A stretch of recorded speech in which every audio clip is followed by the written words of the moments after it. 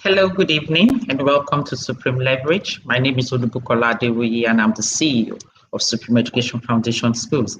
And it's such a pleasure to be here with you tonight, even though it is a very peculiar time in history for us in Nigeria.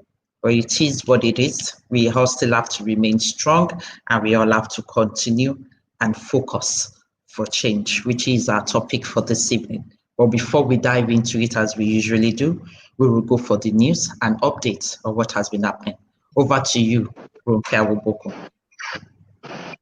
Thank you, Mrs. Adewi. Good evening. This is Supreme News. First, the headlines. Supreme Education Foundation conducts first half assessment online. EndSARS movement trends in Nigeria. President Buhari's address on EndSARS protest. Trump-Biden differences laid bare in the final US presidential debate. Down the news in full. Supreme Education Foundation sets to conduct her first Harvest STEM assessment online. Following the direction of the state government to embark on a curfew in the state, which started last Thursday, members of staff and pupils have continued learning earnestly and effectively from home. The pupils are to commence their first half assessment online in order to ensure that the school's academic calendar runs as planned. EndSARS movement trends in Nigeria. 2020 has been a year of urgent protest against police brutality in the US.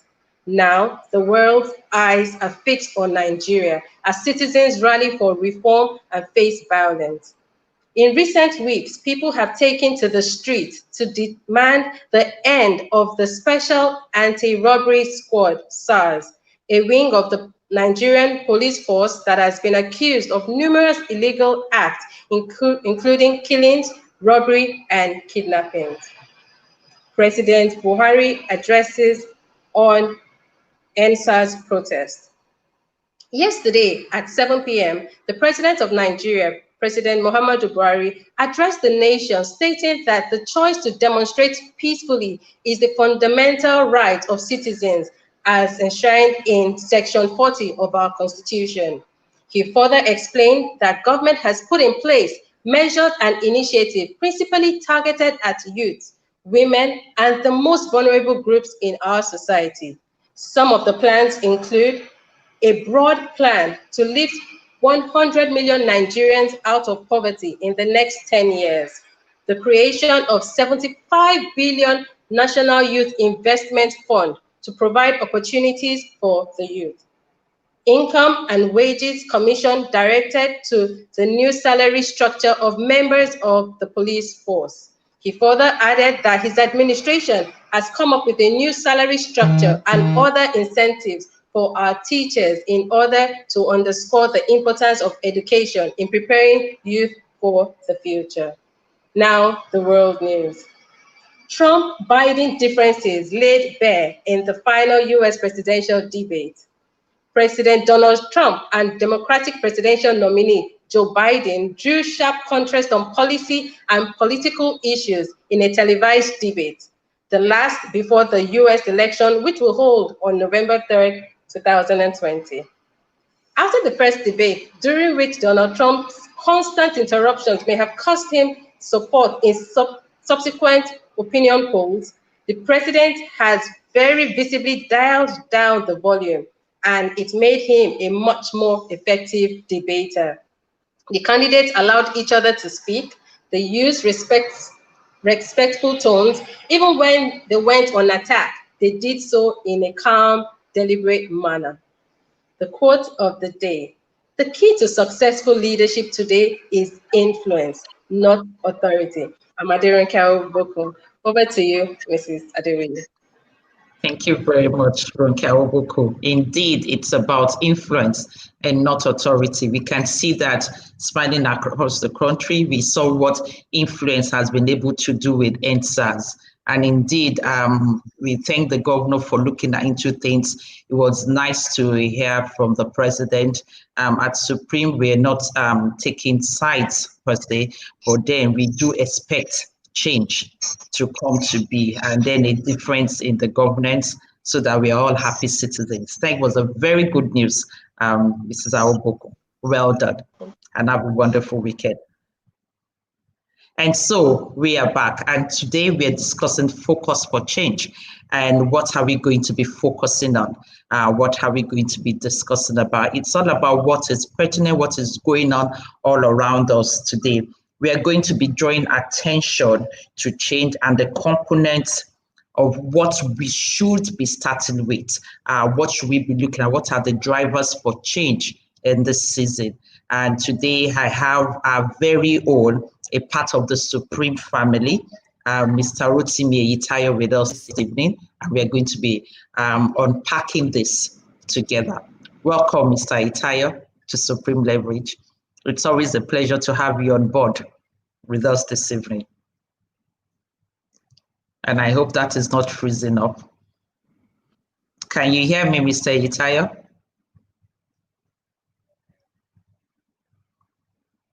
Hello?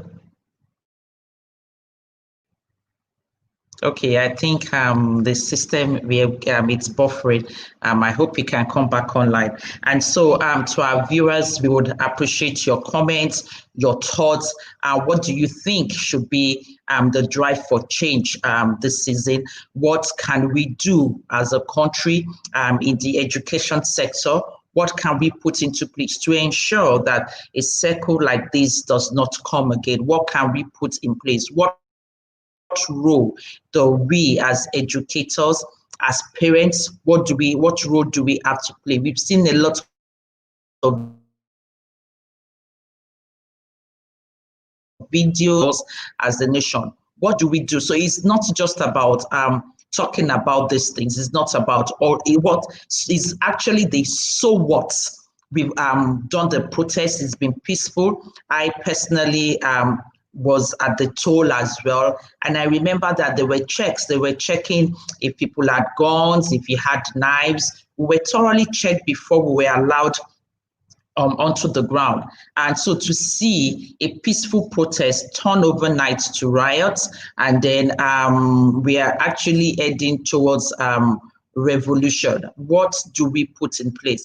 We would appreciate your comments, your questions at this time. And with Mr. Rotimi, we would be unpacking this together. And anytime he's back on, please bring him back on once he's back.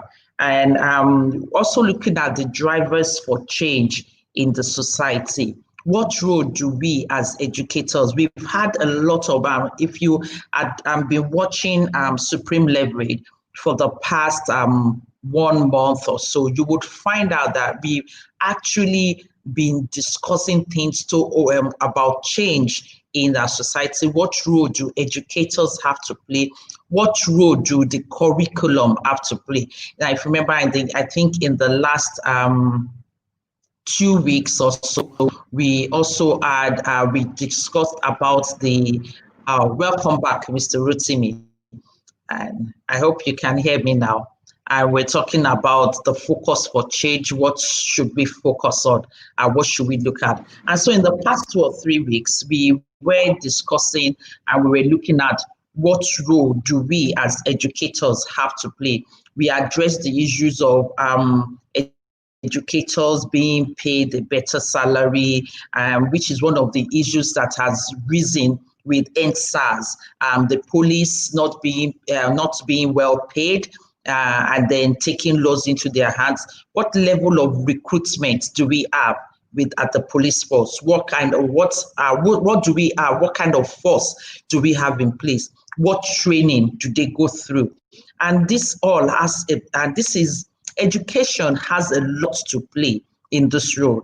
At Senate level, at political level, what qualifications do we need to before one can come into a particular position in the country? What level of exposure is allowed? And there's so many questions that comes to mind about these things, and considering the question here is, for me, the issue is not about all that, all the questions that have arisen. It's about what are we going to do about it. And this is what I call the so what factor. What are we going to do about it? So what EndSARS? So what the riot? So what the revolution, the protest? What change is it going to birth? And that is very key for us as a nation. I hope Mr. Rotimi is able to, Mr. Itayo is able to come on board very soon so that we begin to discuss this. And I hope that you send in comments, you send in questions so that we can discuss this. I'm strongly of the opinion, Mr. Itayo, are you back, even if it's audio, and if we can't get your video on board? Can you hear me? Okay, it's still not. I can. Good evening. You can. Oh, good evening. Fantastic. So even if we can't get you on video, so I want to know, what is your take on this? Because on the EndSARS, I'm not going to call it protest anymore, is practically becoming a riot at the moment. What is your take on this issue, and what role do you think as educators that we should put in place or we should play in this issue?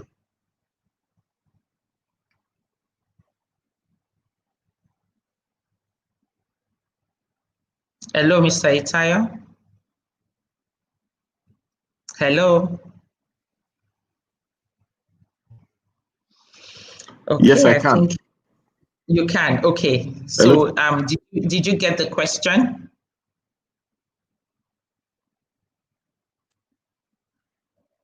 Did you get my question, please? Okay, I'm not sure if you can hear me, and if you can, I would appreciate your response on that. Hello. Yeah. Hello, can you hear me? I can hear you.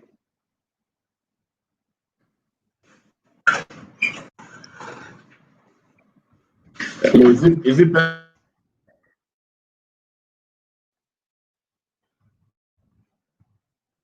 better now?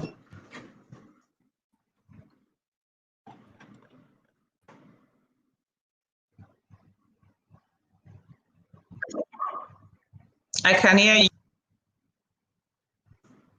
Hello. Hello, can you hear me now? Good evening. Yes, I can. Good evening. Good evening, Mr. Itayo. Okay, so did you get my question? I think your question was about the EndSARS movement.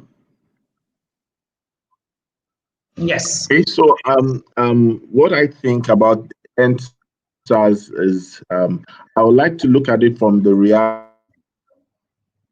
that it's an expression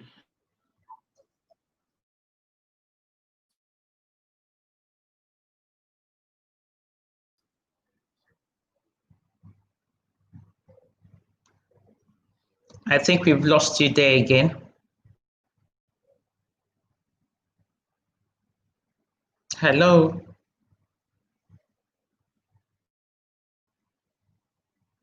Hello, Mr. Itayo. It is very well.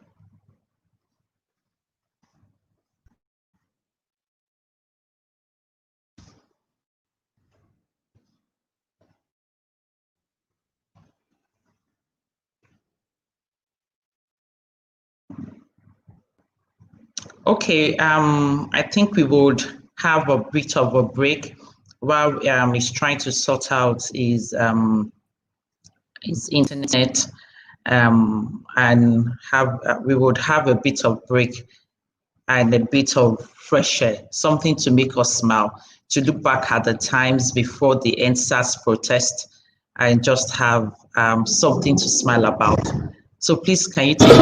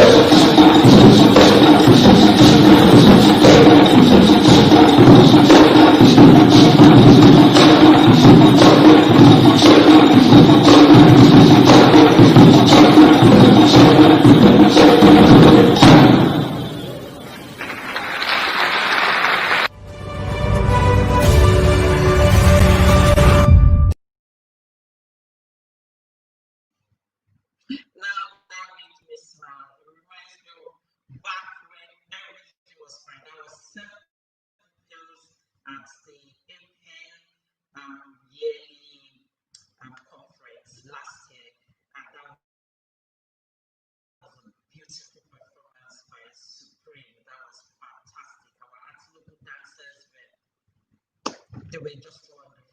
And that's just what matters from. And I can't wait to have back to normal, to have things back the way they used to be when we can learn back.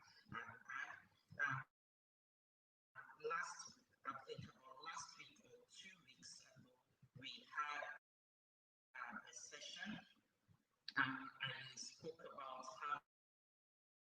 having education for by Nigerians.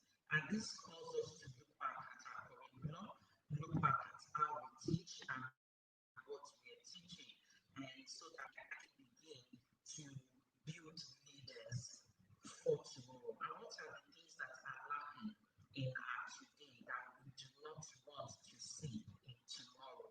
And it's high time we begin to intentionally and deliberately bring in those things into our curriculum. And so it's high time we have a curriculum for Nigeria. We have a curriculum for something that serves our need.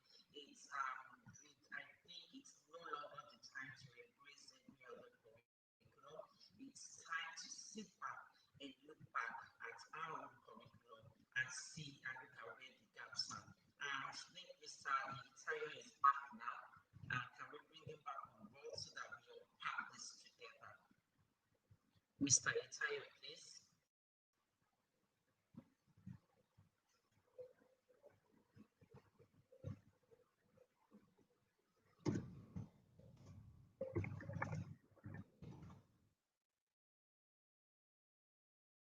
Is Mr. Itayo back on board? So that we can look into this together. And please remember, I also know that this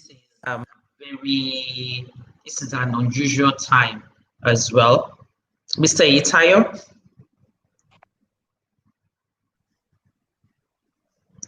So of course, it's not a surprise if we are having so much internet breakdown. Yes. So you're back on board. Good evening. Apologies.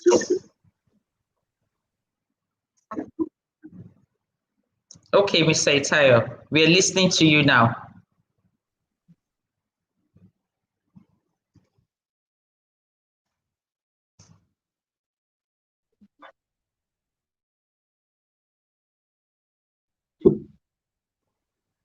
Yes, good evening. Good evening. So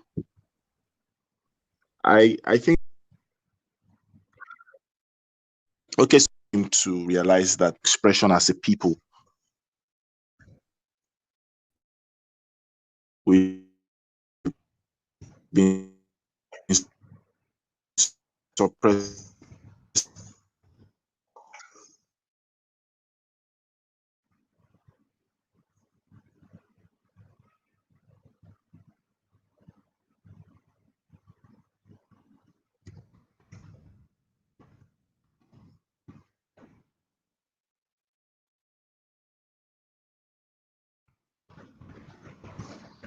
I think the system is really bad. We are not able to do as much as I thought we would be able to unpack this evening. But so till he's able to come back, you will just have to do with me this evening. And I welcome your thoughts on my opinion about this, the need to actually reform and put in a lot in the education sector.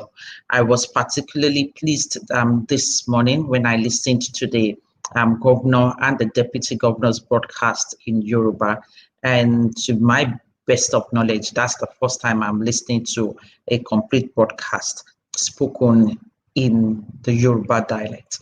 And I think that is really nice. It's good that we begin to embrace who we are. It was one of the issues we discussed and in the past episodes of Supreme Leverage, the need to begin to embrace our identity as one of the drivers change, and the need to begin to see who we are and begin to identify the gaps in the system, and then also building a robust curriculum to begin to identify issues. Mr. Rotimi, I think you're back now and everything is looking perfect. I hope so.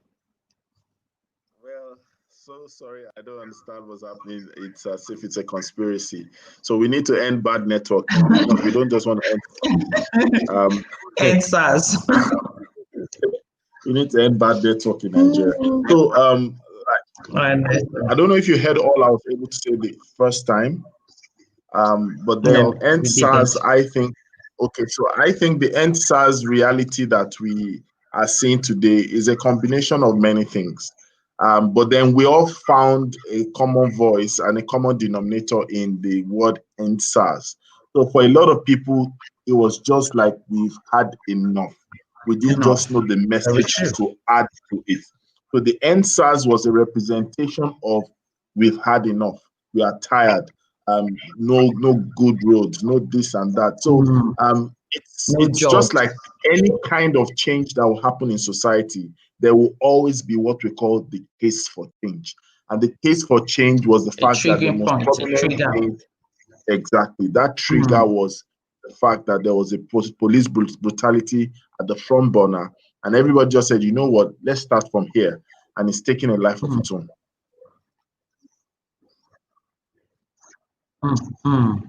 Thank you. It's definitely taken a life of its own, and we could actually see that indeed enough is enough. I mean, with one of the protests I had at Alausa, they passed by Eco Electricity and said, let us finish dealing with this SARS, and then we're coming back for you. And so you're spot on when you say it's not just about the police brutality, it's not just about SARS, it's about enough is enough. And so if we are focusing for change, what are the drivers in the education sector? What do you think we should be looking at in order to close these gaps and to ensure that we are not back where we used to be? Because for every country that have had revolutions like this, they've not had to go back to the same thing 20 years after 30 years. You always see that they go back from history. This was where we started. This was what went wrong in 1308, in 1460, whatever. They always have that history and they ensure that that does not happen again. So for us in Nigeria, at the beginning, I said, for me, we are at the point when I say, so what? So what, we had the end SARS protest. So what, it became a riot. So what, it's becoming a revolution. What are we going to do about it?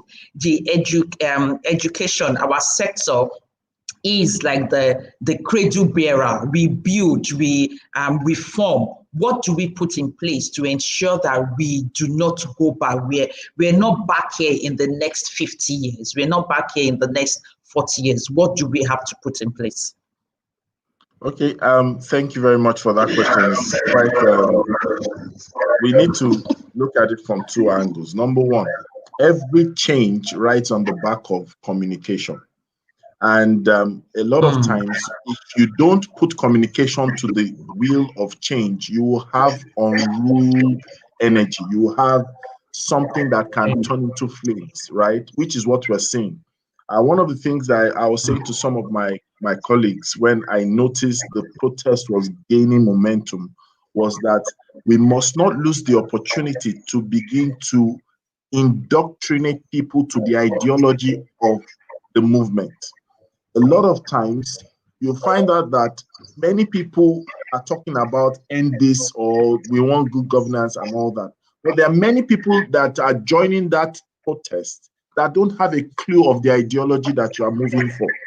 And so what happens is that once you begin to notice momentum, momentum comes with what we call velocity. Velocity talks about speed. And you cannot totally determine at what speed that this will lead into. So all the people at the toll gate, all the people at Alausa, all the people at those small locations, we didn't just want them to just enjoy the fact that young people are finally woken up. That's not the goal. There was a missing focus as to the indoctrination of people, meaning that we were meant to hear about the testimonials of people who were brutalized, but then we should have told people also the change that is coming, what to expect, scenario planning. Because if you don't put communication ahead or at the back of change, you will have chaos, even though that's not the original intent. Do you understand? Yes. Because everybody has their own agenda. And that's what normally happens. And if you notice, there are people who love the fact that, yes, there was no leader of this movement. Because there was no leader of this movement, it was unique. But there's a time factor to true. a leaderless movement. A leaderless movement without a singular focus will eventually find itself having what you call hydra-headed roots. You have different people having their agenda. That's why some people began to think about it. What has this protest provided us? Some people say opportunity. Opportunity to what? To vent. So you had people talking. Opportunity to behave anyhow. You had people behaving anyhow. Some people, opportunity to loot. Because opportunity to you is different from opportunity to me. What you would not do is different from what I might not do. The only thing that would have helped is that when we noticed that we're getting mass appeal, we're now appealing to the people who were the voiceless. We're now appealing to the people who were downtrodden. We needed to educate them as well. That as informed young Nigerians, as tech-savvy young Nigerians, you that are from the slums, we are now your voice. Not that we are now your mates. Because what happened is it was now a competition of how effective is your demonstration and protest. You don't have spine. That's why you are not violent. We have spine. We don't send. And so what happened was the people that were sophisticated were gaining traction and visibility and fame. It now became a competition of some sort. So the area boys felt that, you know what, you guys are robbing our shine. We too can protest, and our own protest people will hear. Government has not said anything, 11 days, 12 days. The day we enter streets, you will hear something, and which happened, which really happened. Because they felt it was a free for all instead of a forward for all. When it's a free for all, what happens? Everybody takes what they can take. But the people they are taking from shouldn't be the people they should be taking from. But when it's a forward for all, where we are taking from is a common cause. You understand? So really, that's the challenge. For every change, there must be focus. Every change. And that's why I love the topic. There must be focus. If you are not careful, we will miss it totally. And that's what's happening right now. Okay, so is it that you then don't believe that for some people, there is the belief that the area boys were well tamed? I mean, during the protest, just before you came on board, I went there, I saw a lot of the area boys, and they seemed well tamed. I mean, and they were also giving roles. They were helping to park. They were sweeping. They were among the securities checking. They all had but some are of the opinion that it was the government that brought in the touts. Some believe that they were mobilized to come in and then disrupt the peaceful protest. What do you think? Well, the truth about it is that, we need to remember there's a statement that says the end justifies the means. You do not tame. Okay, so the area boys, you call them area boys, the hoodlums, and they are not hoodlums, they are people. It is their action that creates their description. As at the time they joined the protest and it was peaceful, we didn't call them hoodlums. We call them protesters. We call them comrades. We call them guys. We call them my guy. But the moment their actions change, we now started labeling them. We call them hoodlums. That's the people who are in the hood, in the slums of the hood, right? But guess what? We were taming them. How long do you tame a lion? If it smells blood, if it tastes blood, what happens? You put the lion down. If you have a dog in your house and that dog begins to bite people, if you are not careful, they'll put that dog down. You know why? It has tasted blood. Now, there's an adventure in everybody. For some people, the thrill of the fact that it was the first time they were protesting against government, that was a big deal. In fact, for them, that was change for them. Change has come, that they could lift their fist in the air and shout, and nobody says, what are you doing there? Come back here. That's why you hear the word #Sorosuke. Why? The first achievement for the people, 90%, is that they were now finding their voice. But guess what? For the area boy, he's always had a voice. It's just that his voice has always not been heard. And their kind of way of getting heard is violence. You understand? It's violence because they've always been victim of society, victim of poor education, victim of livelihood, victim of quality of life. And when you see all those realities, immediately we began to tame them. When you tame someone, then you begin to teach someone. That is the thing that makes it complete. There must be taming, and then there must be teaching. If you just tame with food, you tame with flags, you tame with resources, sometimes you give an open crack for that place to become a point of penetration. So I believe that when people said some of these protesters got paid by some people, I believe that is possible. Yes, it is possible. However, I also think that some of them just decided to start having their own agenda. You know why? Because after a while, when you don't see the people that actually tame you in the forefront, if you are not careful and you don't have the values of the people, or you've not been indoctrinated to say this is the path and this is the way, most of these people will hear whispers and they just say, you know what, forget it. This is our time. This is our chance. Let's do what we can do. And that is, I think, one of the things that we found out. Yes, some people were hijacked. I mean, some people hijacked it in terms of being paid or being mercenaries. But beyond that, I think some people also, on their own, had their agenda. Because if you listen to some of the news and you look at the pictures we are seeing, then you look at it at this point in time, a lot of people are playing their own script. It's not a politician script. Going to destroy places, looting shops, getting to houses.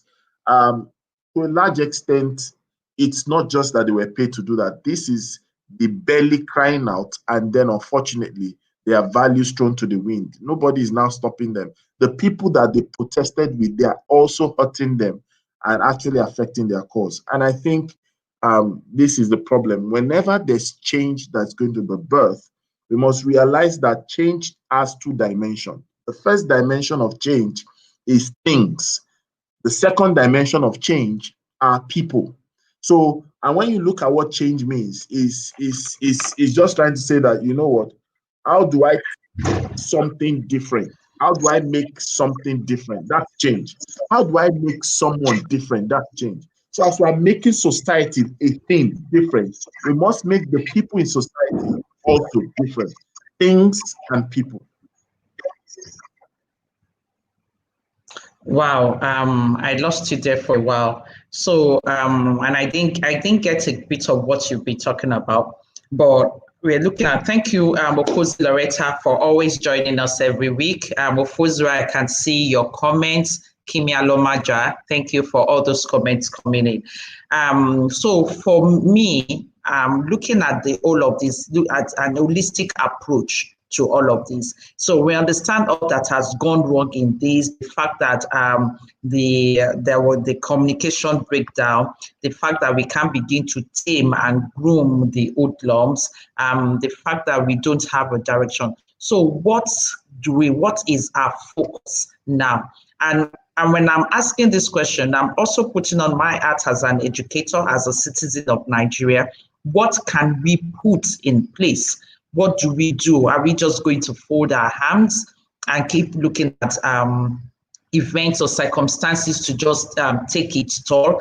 I believe that at a point we have to be deliberate and intentional about the processes. And this is when, like I discussed, think about 2 Fridays ago, when I said we need education for Nigeria by Nigerians, something for us that we actually need, that addresses the issues in our country.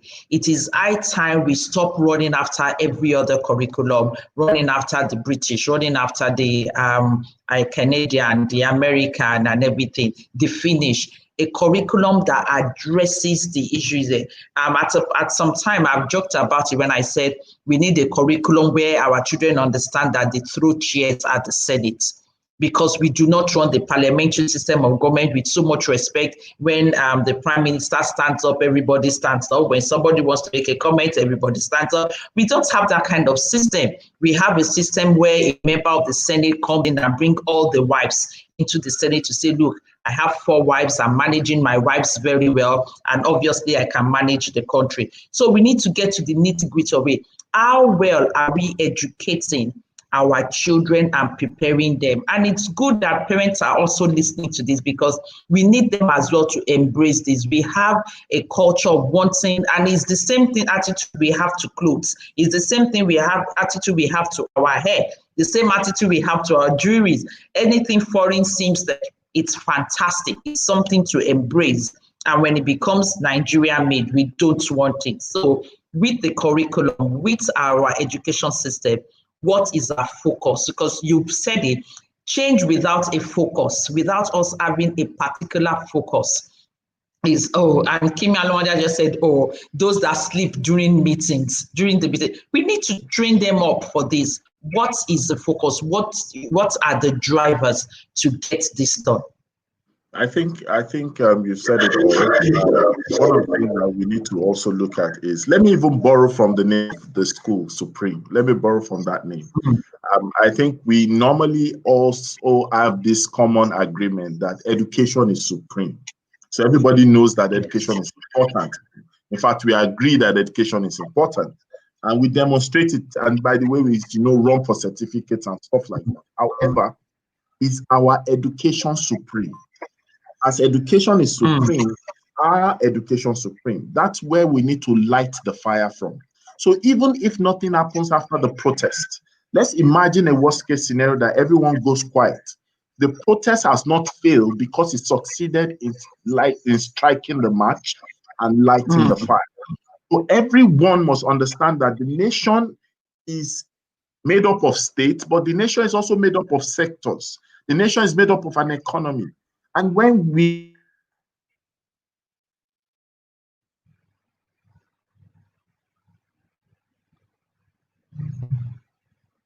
Okay, I think we've lost him there for a moment. That is freezing. So it's really a deal. So indeed, as Mr. Itayo said, we need to say no to bad internet connection. So it's not just about SARS, it's affecting everything about the country. So I strongly believe that we need education that serves us in Nigeria. If the so-called hoodlums and the rich and the poor, they are all getting the same level of education, I believe that the country will be better. We will have better citizens. It's one of the reasons I believe some countries, for example, like the UK, made education compulsory till age 16. So no matter what, till the age of 16, you are able, the country as a whole has been able to condition your thinking, either consciously or unconsciously, whether you're accepting of it or not. I've been able to condition your thinking to a particular level and expect a level of delivery from that. If you are in the States, for example, you would see with every little thing, every home has the flag of the United States. And I've never seen any country where they are so proud every day to say, I'm an American, so proud to be an American. And we need to get to that level where everybody, both rich and the poor in Nigeria, are proud to be Nigerians and are proud to make their country a better one. We walk on the streets, you find all the drainage system, the roads littered. We find all the men. I mean, everywhere it's there's just so much chaos all around us, and it takes every one of us to make things better, to have a better and an improved nation. It's not a one-man's job. It's not something to be done by just one person. It takes a whole nation to do that. Mr. Itayo, welcome back. You were caught up right in the middle of your statement. Such an interesting day. So, like I was saying, I said that it's important for us to know that we just need to light the fire. And once we realize that the protest has not failed, that's the first thing we need to realize. The protest is not measured by violence, it's not measured by trembling. The protest is measured by our actions after. So I believe that we need to ask ourselves and say, okay, this is time where we need to begin to specifically define what will change in education from the most minutest point, just to show that we are on point and we are on course. We already know that there are visible things that we need to do, you know, and everybody just begins to champion it. Schools must begin to champion. Let me tell you this, and I believe you agree with me. In the spirit of the conversation, education as it's structured and the system that is structured is designed to favor the West. So if you look at it, just like you said, we having our own Nigerian education is not just because we want Nigerian content, but we also want to be able to understand that beyond Nigerian content, we also want to be able to be on top of that concept called education. And we begin to understand that that's the movement that we need now. So we shouldn't be raising to meet up with global compliance alone. We need to also begin to raise national standards and compliance. Because you see, if you meet up with global compliance, it doesn't mean you are better. It just means that you are able to meet up with checklisting. And there are many things that we are doing that we are putting ourselves into further bondage, especially demands of education today, as costly as it can be, with the level of technology and all those things. We are not raising to become a standard. We are raising to pursue standards. We are actually misfits at the end of the day. Because if you look at it, there are many things that are going for us. And because we are not able to say, you know what, let's even match or step on the brakes and let's change the tides. There are many things that can change. Looking at what has happened, we need to start taking our own touches, you know, and then place it in the fire of the protest, place it in the fire of the EndSARS, and then begin to ask ourselves, okay, we need to end lack of transparency in education. Okay, we need to begin to end you know, for example, and I said it in one of the shows that we were hosting this earlier in the week, and we said, for example, the school calendar was a big issue in this year when the COVID pandemic struck. Everybody now knew that the regulators had power over calendar. But let's ask ourselves this question. Do we measure the regulators also with that same calendar? So let's look at it from this. Primary school, secondary school. We have first term, second term, third term. Do we measure the district education officer termly? Do we measure the commissioner termly? Do we measure the DG of quality assurance termly? Or do we leave it as a political tenure? Yet it can be a political appointment, but they're functioning within the calendar space. You understand? The Federal Minister of Education, do we measure its performance? Does he have a scorecard termly? So how did the commissioner fare first term? How did the commissioner fare second term? How did the commissioner fare third term? The inspectors on the inspectorate, how did they fare? SUBEB, how did they fare first term? If you look at their scorecard for a 4-year period, you will not be able to manage transitioning and transformation of the education system. Why? Because it's a political calendar.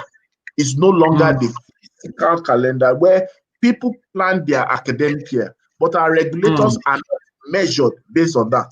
You understand? So that's the real thing we need to start saying. So we need to say end elongated or non-measurement of scorecard for our regulators. We need to start looking at those are the kind of answers. End foreign kind of uniforms for our students. We don't want foreign uniforms. No, we don't want foreign contests, you know, things that can actually be used in measurable terms.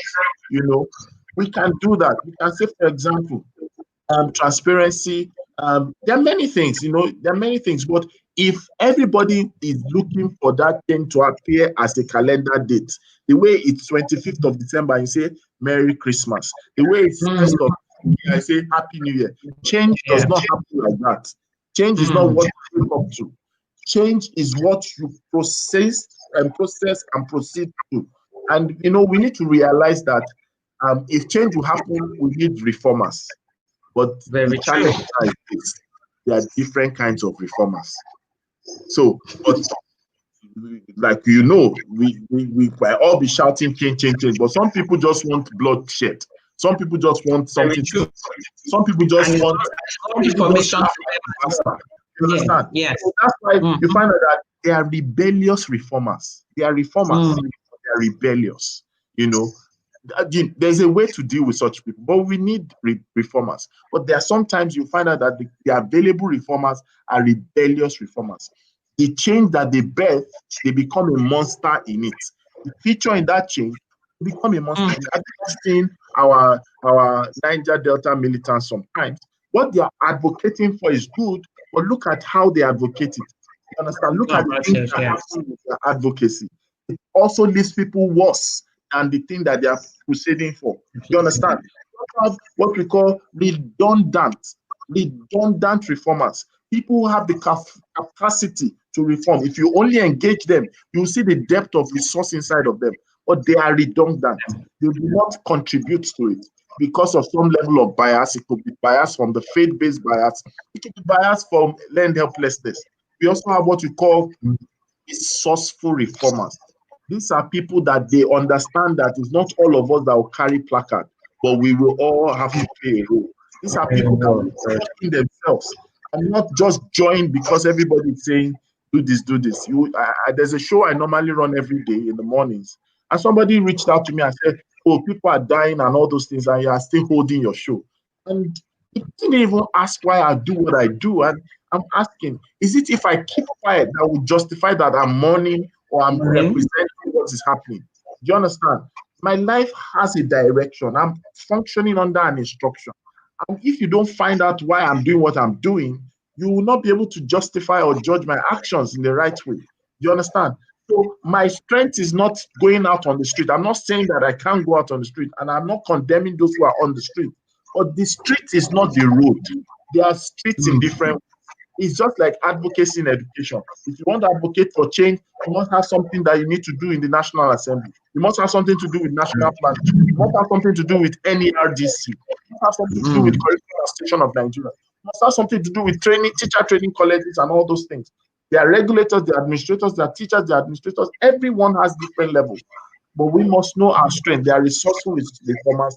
And of course, there are what we call the recalcitrant reformers who, after they've achieved the form of the thing they want to change, there's still something they are looking for. You know, in Yoruba, when they say something is atenumo, you just keep going and going and going on that thing. And then you begin to find out that they begin to lose crescendo, they begin to lose momentum, and then it doesn't become objective anymore. But the point I'm trying to make is there is a giant that needs to wake up in everyone. And that giant is the giant to be able to ask questions. And there's no more glorified officer any longer. One of the things this change has brought to our doorstep is that you should not be afraid to question things. You should not be afraid to alter things. Why should we do it? Hashtag Sorosoke into education, Sorosoke into teaching, Sorosoke into WAEC, right? Why should WAEC ever have anybody's result that they are holding? You pay for that thing. Imagine you go to Tantalizers, you pay for rice and chicken. They say they can't find your plate. What type of statement is that? It's the same thing you pay for WAEC. Someone say you can't find your result. It doesn't make sense. And so they will just hold it back. It doesn't make sense. It doesn't make sense. If someone pays for an exam, he must get his result. It's either he passes or fails. You can't say you can't find the result. You can't. It doesn't make sense. It's not done in Cambridge. It's not done in Checkpoint. It's not done in ITC and all those things. So we need to begin to understand all these things that normally happen and will turn a deaf ear or will put a blind eye. We need to make them understand. You cannot be in a place of authority and a position to regulate and not get regulated themselves. It's time that regulators get regulated. So it's indeed hashtag Sorosoke. It's high time we need to start speaking up and stop accepting things. So if WAEC sees the result, we have that attitude that, well, the result has been seized, and that is the end of it. Nobody questions the almighty WAEC. So this is the time when we begin to question the change. Mohammed Jaya says we need to begin change our curriculum from the globalization concept to to localization. So moving from globalization to localization concept, solving internal problems with global solutions. And sometimes it's not even global solutions. We do have the solutions right here with us, with local solutions. Sometimes it's not the global solutions that is the answer, The answer is right here with us. It's because we refuse to look internally, and we think every good answer comes from outside. But sometimes some issues just need to be sorted out internally, and we need to begin to do that, and we need our parents to support that, to begin to embrace that. That is the way forward for Nigeria. If we care about the future generation, we care about the children, we care about tomorrow, we need to start looking at our content. I always remember my first meeting with the Finnish officials, and when they said, look, our curriculum was not to impress anyone, it was for us. We were just tackling the issues that we have within our country. We're a very poor nation and we need money. And we thought, what is the way out? And we saw that education is the way out. They do not, every country has a form of Ofsted where they inspect their teachers, where they observe teachers learning. They do not do that because they said it doesn't work for them. They believe that the teachers are working in order to please the officers or to make parents happy, but they want their, they just add a system that works for the system. And so with like what Mr. Itayo, you've spoken about this evening, we all have to allow that giant within us, that lion within us to wake up. The sleeping lion, the sleeping giant within each and every one of us need to arise and see that this is a time for change, and we all have a role to play. And he has also said it's about us all looking at our strength. We all have a role, no matter how little, whether you are all the kind of reformers is spoken about this evening, whichever one that you fall into and everything, we all have a role to play. We might not all be on the streets, but whichever way that you're able to, because it's for us, for example, on Supreme Leverage this evening, it might have been most convenient not to hold this tonight. But no, we need to talk about what is on ground. For someone right here this evening, it's just what we've spoken about that will wake up that change within that person and say, you know what, within my family, within my home, I'm going to start working on change. The way we raise our children matters. The principles that we do teach them at home also matters, because a family is what becomes a nation. And so if all that we do, Kim Alwan said that this is true, we keep looking out for help, even during the protest, asking Didi and Beyonce for help when they haven't even sorted out their own stress. So yes, we keep looking outside there, but within Nigeria, I believe that we have the answers, we have the solutions to our problems. And that is one of the reasons my hashtag still remains education for Nigerians by Nigerians. We have the answers, we have the educators in here, we have the reformers, we have that president that will turn everything around right now in Nigeria. We have that governor, we have those ministers, they are right here. Everybody, we all can make that change that we also desire to have. And we are coming to the end of this program because time has been fast spent, despite the fact that internet has not been on our side. So also we are saying end bad network as well. Hashtag end bad network. That needs to come on board. Any parting words, Mr. Itayo, before we end this program? Well, I'll just say that we've heard it, we've said it all. What is missing behind the change that is out there on the street is focus. And it's time for us to focus. We can't afford not to focus. Focus will take us faster, and it will take us surely to the destination we're looking at. And please understand, what you focus on grows. It might look little at the beginning, but consistency gives it a name. Fantastic. I like that. What we focus on grows, and consistency gives it a name. So I remember as well that free for all is different from forward for all. And what we want in our name, what we want in our schools, what we want in our family is forward for all. And that is also how we want to train our children to be forward thinking as well. I mean, the free for all, we could see it with all the looting that has been taking place as well.